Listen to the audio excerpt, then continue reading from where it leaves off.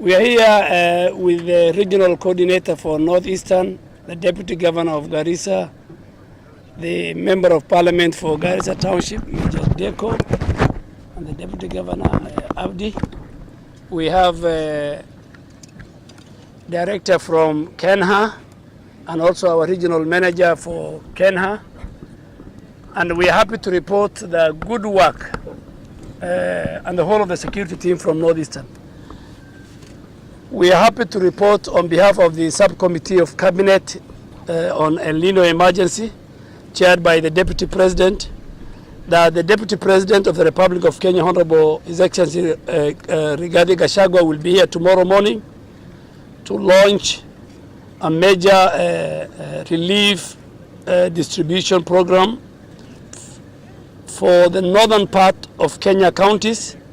There are 38 counties which has been affected by El Nino, where people have been displaced, where a number of Kenyans have been affected, where deaths have occurred, where infrastructure has been affected greatly, particularly road infrastructure, and where the health sector is also affected with the emergency of waterborne diseases.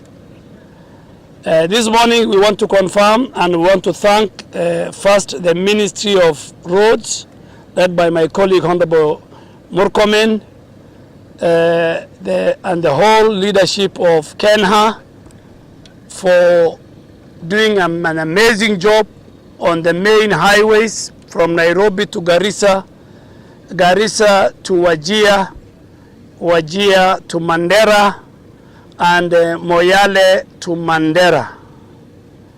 These were very, very critical sections for the movement of people, goods and service, and for relief distribution.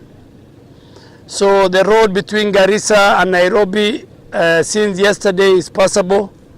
They have fixed the road between Garissa, Madogo and Burra. They are working within the clock. They are working around the clock. They are working on the Garsen Lamu road, which has been affected yesterday.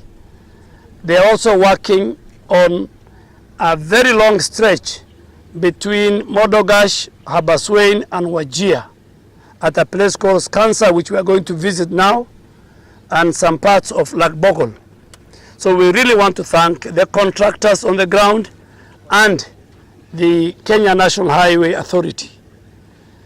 Secondly, and more important, the Ministry of Asal has got the necessary resources which the Cabinet and the President has allocated, and food distribution has started. For the first time, we have over 14 trucks here loaded with relief food, rice and beans for the affected families in Garissa. More are coming for Wajir, more are coming on the way for Mandera.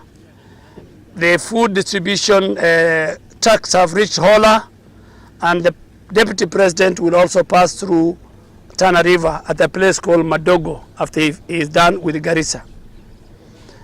So the Ministry of Asal are doing a commendable job, and we are asking them more Kenya. So no Kenyan will sleep hungry during this time of El Nino. This is a commitment of the President. This is a commitment of the Kenya Kwanza government.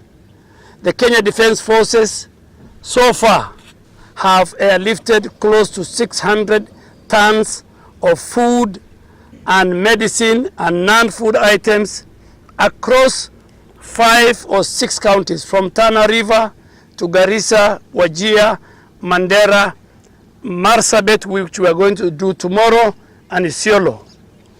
And KDF is also, apart from the air asset evacuation, they are also evacuating citizens who are marooned by the raging waters.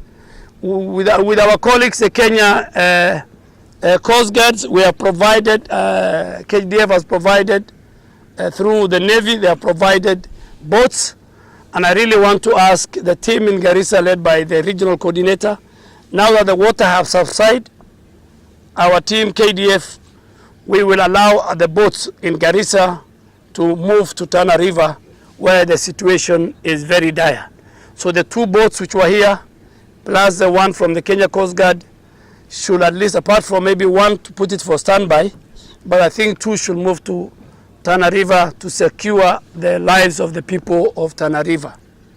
So we want to assure, and I'm flying to the section in Wajir, Modogash and Wajir, where the road is now impassable, with KeNHA engineers, Engineer Cherono and his colleague who is the regional manager for KeNHA. We will go and assess so that we can do a report to government, to the subcommittee of cabinet, and to the cabinet next week when the president comes back. So resources have been availed by government, structures have been set from the cabinet to subcommittee of cabinet, key agencies have set up their own emotions. The Interior Ministry with the national government coordination units on the ground, and the police and all other arms of security agents are on high alert to make sure that we secure, we save, we protect civilian lives, we secure properties, and we make sure that during this El Nino emergency, we reduce the number of casualties. I also urge the security agencies in this area that outside what we offer to the emergency operations as a result of the El Nino, we still upscale our surveillance and our protection. Our security agencies, our special formations are on high alert to make sure that during this period of festivity, Kenyans are safe and secure from the threats of Al-Shabaab. That I want to assure on behalf of my colleagues in the security sector, that our teams are on high alert, our intelligence, our special forces, our ordinary police, and a special team, the GSU, the SOG, the Army Special Units, are all, our air teams are all on high alert to make sure that as we battle this emergency of El Nino, the country is also safe and secure. So I want to thank the regional coordinator and his team, both at the province level, at the county level. I want to thank colleagues, governors from the 5 counties of northern Kenya and Tana River and Lamu for working together, working with the national government to make sure that everything is done, everything possible is done to make sure. Thank KeNHA, thank the Ministry of Health, thank Kenya Red Cross very, very specifically for also supporting government agencies in combating these emergency that we are faced with. So thank you very much. I think we will, from here we will go and then prepare the ground for the Deputy President to come and visit this town tomorrow.